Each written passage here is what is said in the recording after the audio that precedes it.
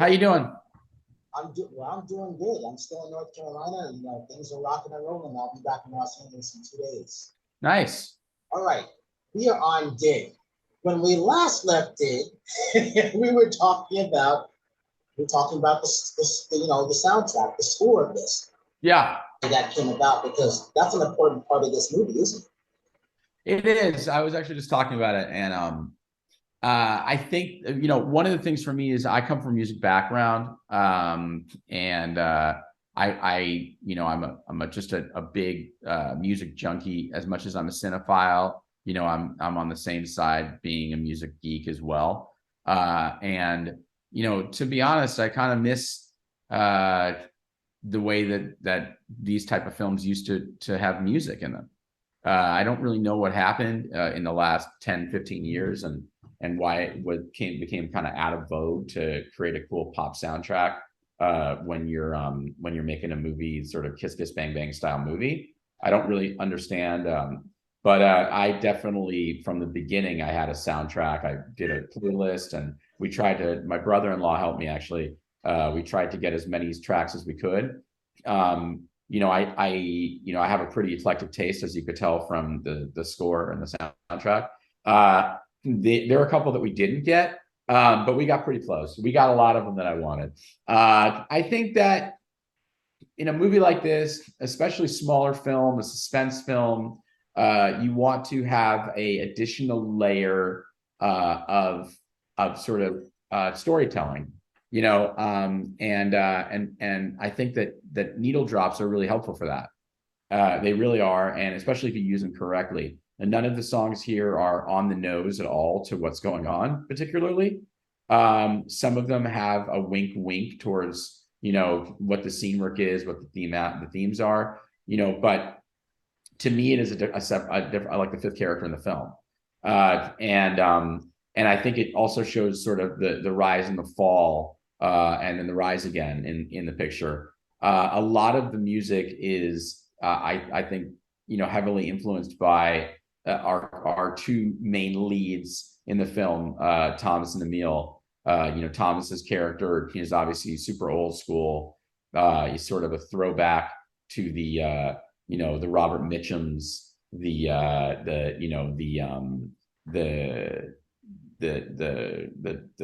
Clint Eastwoods. He's an old cowboy, and so the music is honky tonk. A lot of it, we're out in the desert, and Henry Fonda, just that kind of vibe. And I wanted to kind of give a sort of spiritual sound to that with these evocative country tunes that I was listening to when I was getting ready to make the movie. And then Emil and Liana's characters obviously are trying to ape, hip hop culture quite a bit in the film.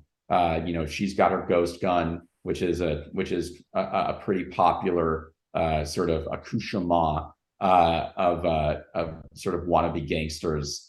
You see them all over Pinterest and in Google and stuff. These girls who, bedazzle their guns and make them look like Gucci bags and stuff like that. And then Emil is just Emil's character Vic is clearly aspiring to be to be a gangster and going off of the movies that he's watched and the music that he's listened to. So the music that we put in was, what I wanted was to find rare grooves that have been sampled mostly, and capturing that vibe for him, bringing that, and I love the clash of honky tonk with some 1970s style funk and groove based music.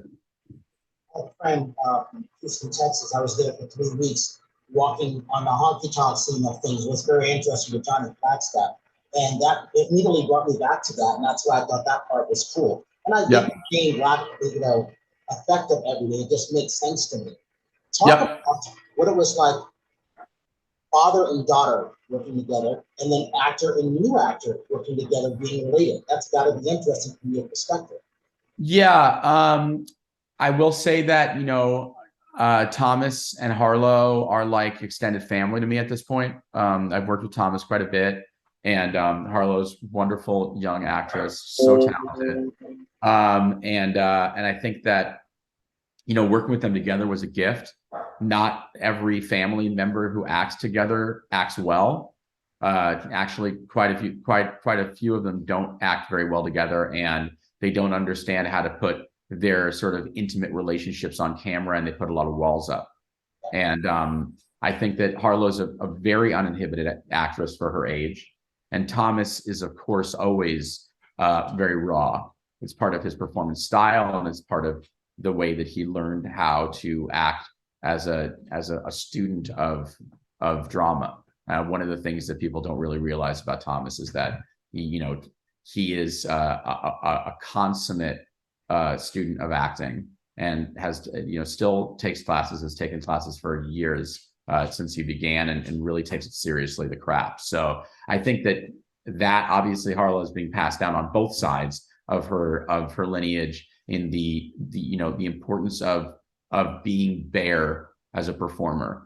Her, obviously on her mom's side, several generations of very uninhibited actors who are able to create raw performances. And so I think that mix allows them to tap into the real. And you could look back at Paper Moon as a really good example of father-daughter. You could look at the Paul Newman and Joanne Woodward stuff.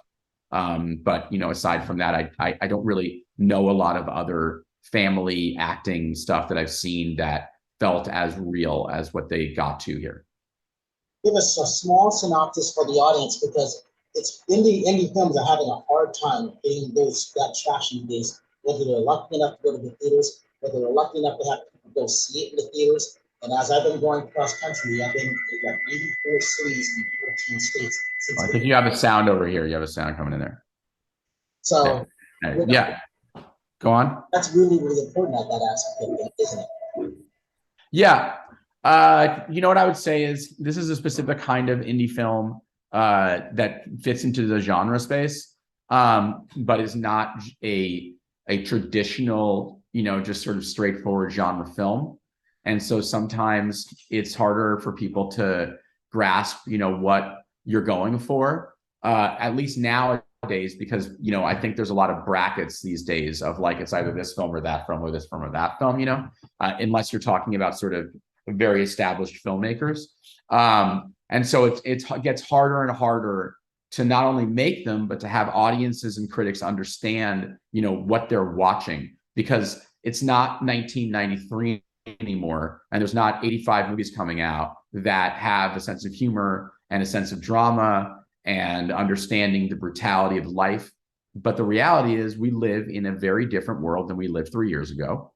And I think that when you go through something that is tragic, I believe as storytellers, we should be telling stories in the ways that feel real to our time.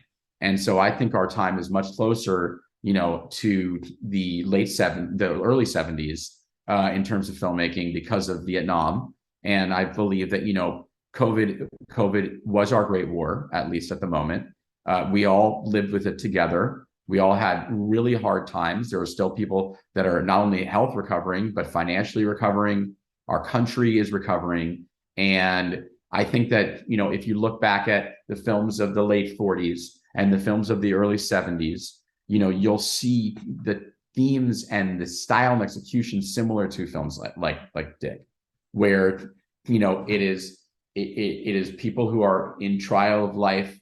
There's humor, there's violence. It is brutal. There's not a lot of apologies, and there's no straight lines. There's dark comedy as well as morally questionable moves by our characters in this film. And sometimes that's harder to accept. But, if you want challenging cinema, if you want to have things continue to evolve, specifically in the genre space, I think we have embraced it in horror earlier than we have embraced it in thriller for some weird reason. But, you notice time and time again now that the horror landscape in the last 3 years, 2 years specifically, has exploded. And in this last year now, we have incredible films that are coming out all the time, $1 to $4 million movies that are evocative and shocking. And I really hope that Dig is in the beginning of more and more films that have the same traits as the horror films in terms of not really fitting in one bracket, but speaking to the audience first. And I think that the audiences are really going to understand and relate and be entertained by the film in a way that they haven't in a long time. And so, I think that people should watch the film because, you may relate to some things, you may connect to some things, but also you're going to have a laugh. The dialogue in the film is obviously pretty fun and wild. And there's some pretty tense moments, and it's a nice tight 90 minutes. Last question. What would you say to get the audience to come see this movie, and then also give you social media links where people, the fans, can come on and chat? Well, look, I think if you're a fan of thriller, if you're a fan of action thriller films, this to me seems like the no-brainer movie of the week. I mean, there's some really fun action sequences, there's incredible performances, really obviously a revelation in Harlow Jane. And all the performances are fantastic. Emil, Liana, Thomas, everybody around it. But there aren't a lot of movies that come out that are like this anymore. And so I think for people who are fans of the films of the early to mid 70s, fans of the films of the early 90s, Tarantino style films, I think that you guys are, if you've been looking for something that you can turn on and have an experience with, this is the movie to watch. All right, Ashley, I want to thank you for that. And again, this is Dig. And you got to also say one last thing. Where can people find this movie? Because that's most important. You're going to find it on demand everywhere, in theaters in certain towns, Los Angeles, Miami, Atlanta, Minnesota, Las Cruces where we shot it, New York. There's a handful of other ones. But search for it in your town. It's a great movie to see in a movie theater. But also, I design my films to understand that, that you want to watch it at home. I know that when you're at home, you want to watch things where you don't want to put your phone down and just completely get absorbed. The film is very tense throughout, and has a motor. And also movies where you don't have to invest 3 hours. I really believe in the lost art of 88 to 92 minute films. It's not easy because you're killing a lot of stuff, but it creates for a much better watch, in my opinion. And some of the movies we all love the most of the last 100 years are tight 90-minute films. All right, Ashley, I want to thank you for that. Hey, that's really, really important. Thank you for that. Being that true cinemaphile, that makes sense because I call myself simple, just a movie for it. But I feel what you're talking about. Appreciate it. All right. All right.